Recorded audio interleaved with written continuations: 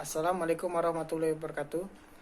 Perkenalkan, saya Muhammad Reza Arfiansyah dari kelas Indralaya, mahasiswa program studi pendidikan sejarah. Di sini saya akan menjawab ataupun menjelaskan mengenai ujian akhir semester mata kuliah pendidikan kewarganegaraan yang diampu oleh Ibu Dr. L.R. Retno Susanti. Jadi langsung saja, saya akan menjelaskan yang pertama yaitu mengenai bagaimana karakteristik warga negara dan apa implementasinya dalam kehidupan sehari-hari.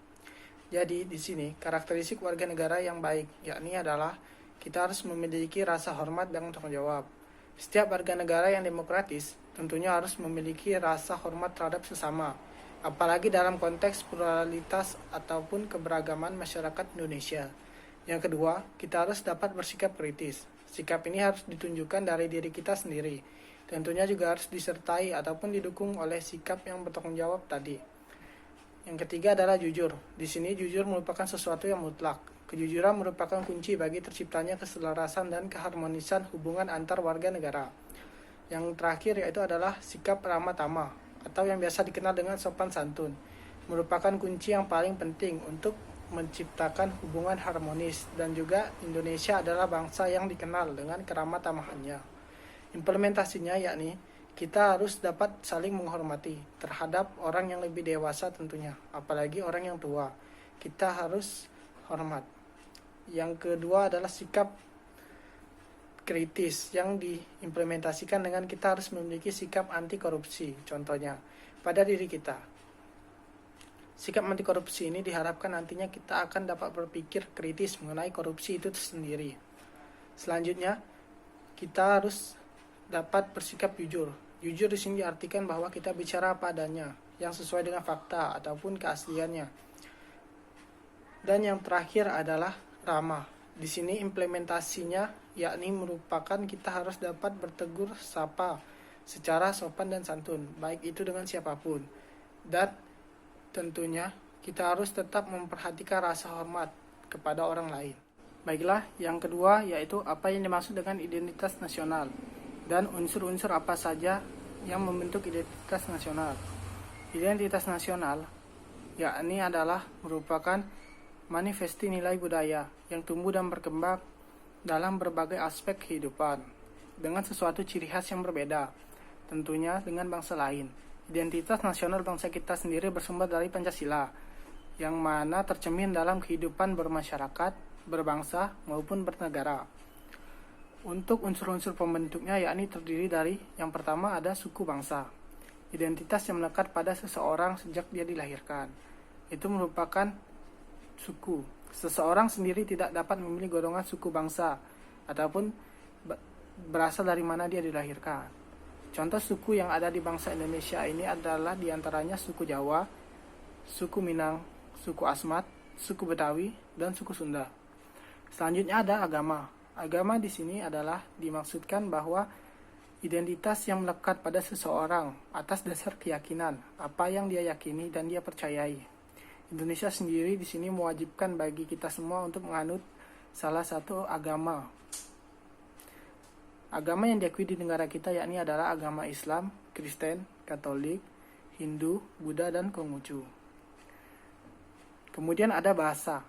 Bahasa di sini yakni adalah merupakan suatu identitas yang melekat pada seseorang, didasari aspek simbolik sebagai sarana interaksi komunikasi. Masyarakat memiliki bahasa nasional yakni bahasa Indonesia dan bahasa daerahnya masing-masing. Selanjutnya ada kebudayaan. Kebudayaan sini yakni merupakan identitas yang melekat atas dasar hasil karya atau pemahaman pengetahuan dan nilai luhur yang dianut dalam masyarakat. Kebudayaan bisa berbentuk fisik, seperti misalnya adalah pakaian daerah, pakaian adat, rumah adat, tari adat, maupun lagu.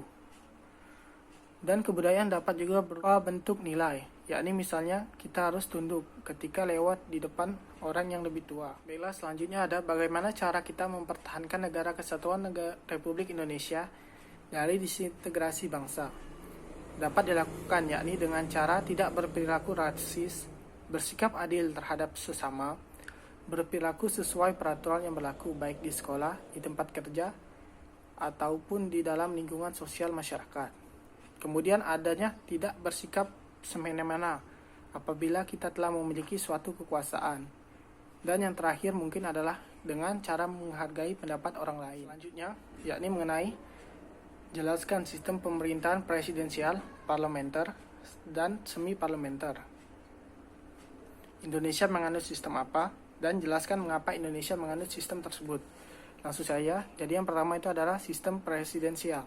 Sistem presidensial ini sistem yang berbentuk negara republik, di mana dalam pembagian kekuasaan ataupun lembaga eksekutif tidak digabung ataupun menjadi satu dengan lembaga legislatif, dipimpin oleh presiden sebagai kepala negara sekaligus kepala pemerintahan.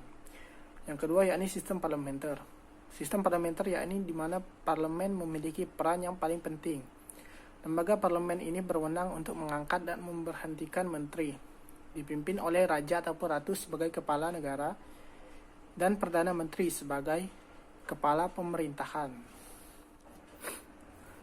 Selanjutnya yakni semi-parlementer. Semi-parlementer yakni lembaga legislatif, dipimpin oleh perdana menteri yang dipilih oleh warga negara pada saat yang bersamaan. Presiden di sini sebagai kepala negara, dan perdana menteri ini memiliki kekuasaan tertinggi sebagai kepala pemerintahan. Indonesia sendiri menganut sistem presidensial, yakni karena pemerintahan presidensial ini sesuai dengan sistem demokrasi Pancasila dan politik demokrasi yang dianut oleh negara kita. Dipimpin oleh seorang presiden sebagai kepala negara sekaligus kepala pemerintahan, yang tugasnya dibantu oleh para menteri, dan menteri ini sendiri bertanggung jawab kepada presiden. Baiklah, selanjutnya yakni mengenai bagaimana pendapat Anda terhadap paham radikal yang marak berkembang di Indonesia. Radikalisme ini sendiri tentunya membawa dampak negatif.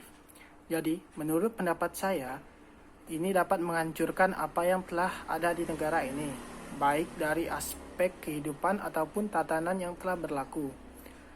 Seperti dalam contohnya, yakni adalah dunia politik.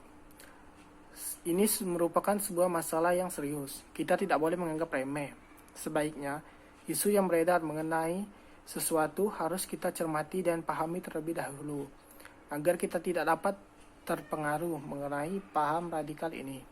Baiklah, pertanyaan terakhir, yakni mengenai jelaskan hubungan antara wawasan Nusantara, ketahanan nasional, dan bela negara.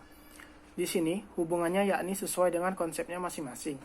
Wawasan Nusantara, ketahanan nasional, dan bela negara. Di sini mereka harus saling mendukung dan melengkapi. Wawasan Nusantara ialah konsep geopolitik bangsa Indonesia. Dan di dalam penyelenggaraannya, kehidupannya memerlukan ketahanan nasional.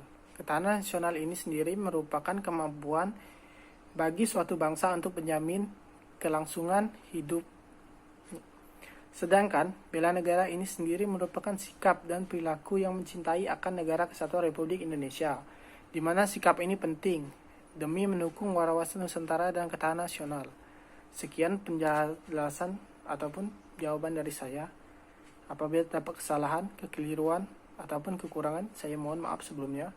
Wassalamualaikum warahmatullahi wabarakatuh.